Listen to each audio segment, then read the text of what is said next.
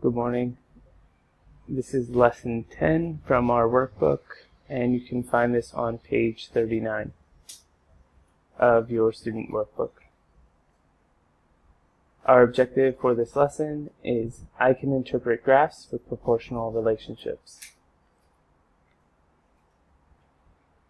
So let's take a look at our first example. Grandma's special chocolate chip cookie recipe, which yields 4 dozen cookies, call for 3 cups of flour. Using this information, complete the chart. So I would like for you to try to complete the chart individually. Go ahead and pause the video now and try to fill out the chart. I'll go over the answers when you're completed.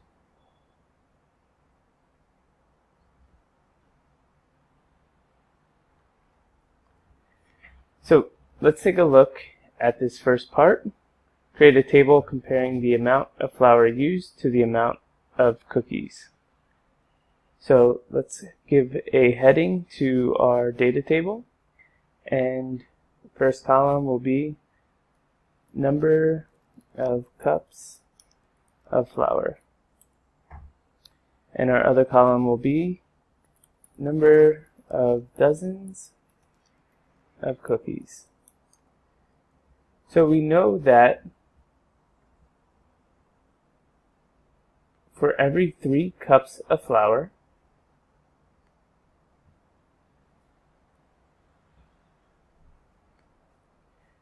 we yield 4 dozen cookies.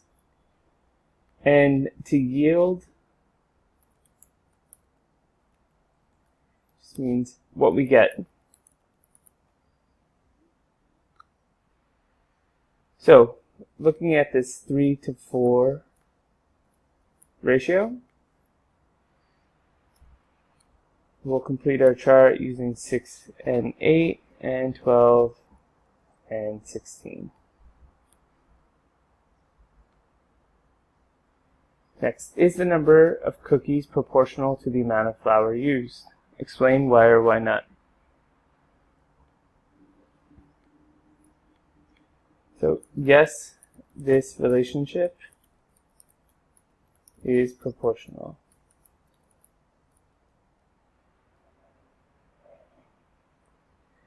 There is a constant, 4/3, such that each measure of the cups of flour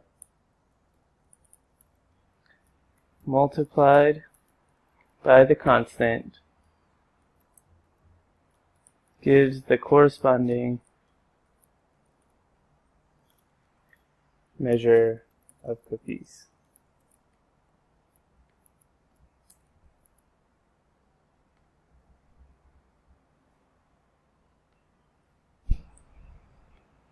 So we know our unit rate is equal to y over x, so we know y is equal to 4, x is equal to 3, so our unit rate is 4/3. In the context of this problem, 1 dozen is equal to 12 cookies. So if we have 4 dozen cookies, we would have 48 cookies in 4 dozen. So in the context of this problem, 48 cookies divided by 3 cups of flour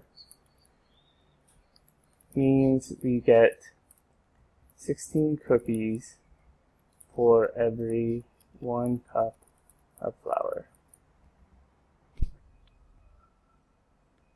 Now we're going to go ahead and model the relationship on a graph.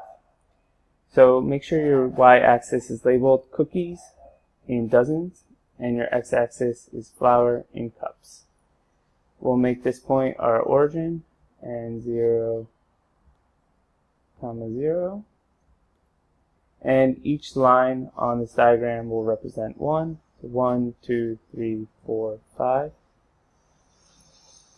6, 7, 8, 9, 10, 11, 12, 13, 14, 15. And here 1, 2, 3, 4, 5, 6, 7, 8, 9, 10, 11, 12, 13, 14, 15, 16, 17, 18, 19, 20. So we'll go ahead and we will mark our points. So 1, 2, 3, number of cups of flour. 4, dozens of cookies. 1, 2, 3, 4. This will be our first point. Next point, 6, 8. So here we're 5, 6. 1, 2, 3, 4, 5. 6, 7, 8. And 12, 16. 10, 11, 12. And 15, 16.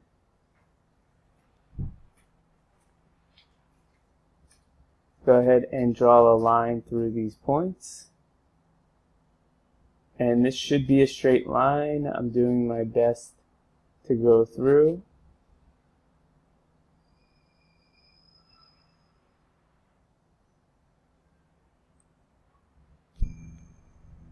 Okay, now does this graph show the two quantities being proportional to each other? Explain. Yes, the points are on a straight line.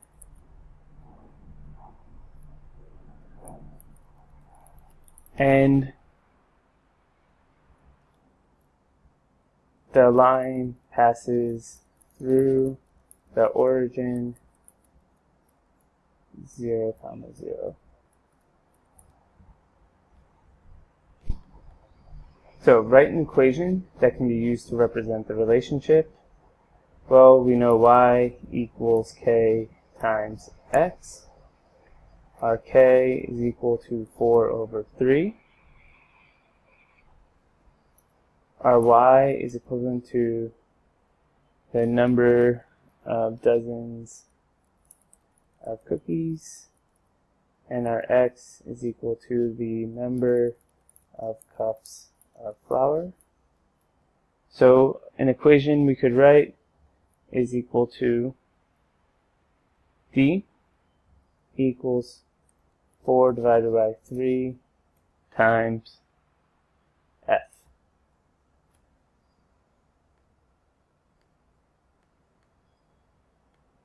Where our d is equal to the number of dozens of cookies, and our f is equal to the number of cups of flour. Now we'll take a look at example number 2 on page number 40. Below is a graph modeling the amount of sugar required to make Grandma's special chocolate chip cookies. So first, let's take a look at our axes. We know that cookies dozen is the same as our previous graph. And now, but we know that the x-axis is different. And we see sugar and the number of cups of sugar. So let's take a look at some coordinates we see on this graph. The first one we see is 0, 0.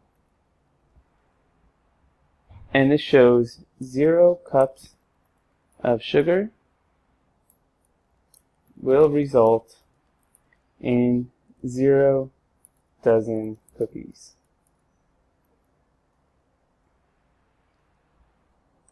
Two, 3. 2 cups of sugar will yield 3 dozen cookies. Okay, 4, 1, 2, 3, 4. 1, 2, 3, 4, 5, 6. 4, 6. 4 cups of sugar will yield 6 dozen cookies.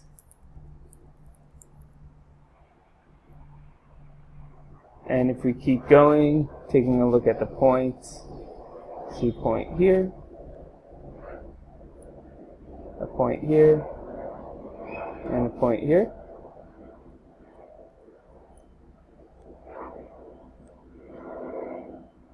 So we have 8, 12,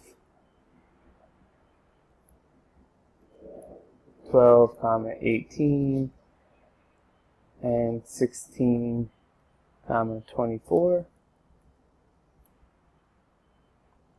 And we know that this is the relationship between the amount of sugar and the amount of dozens of cookies.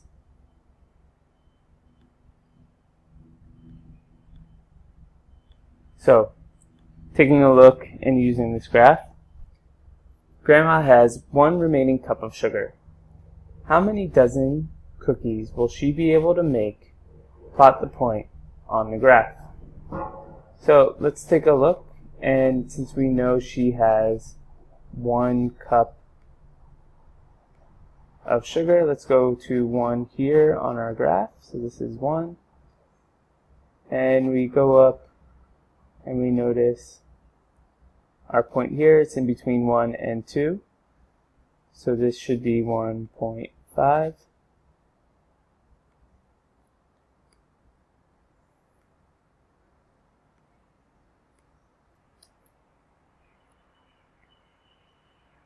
So our answer for this would be 1.5 dozen cookies.